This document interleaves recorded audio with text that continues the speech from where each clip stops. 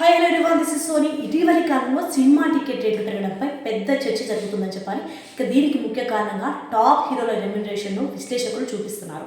Reports ప్రకారం చూసుకుంటే అగ్ర హీరోలు ఒకే సినిమా చేయడానికి 100 కోట్ల నుంచి 300 కోట్ల వరకు రెమ్యునరేషన్ తీసుకుంటున్నారు.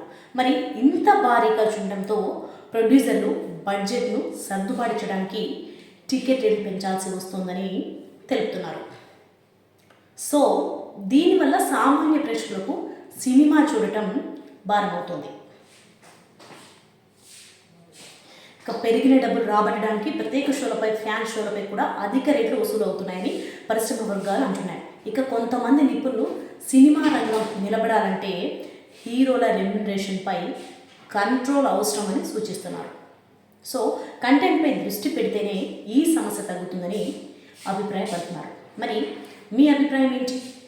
హీరోల రెమ్యునరేషన్ తగ్గితే టికెట్ రేట్ తగ్గుతాయని మీరు నమ్ముతున్నారా? సో దీనికి సంబంధించి మీరు ఏమనుకుంటున్నారో కామెంట్ రూపంలో తెలియజేయండి. మరిన్ని అప్డేట్స్ కోసం మా ఛానల్ సబ్స్క్రైబ్ చేయడం మర్చిపోకండి. మీరు అప్డేట్స్ మీకు అందిస్తున్నాను. నేను మీ యాంకర్ సోనియా. థ్యాంక్ యూ, ధన్యవాదాలు.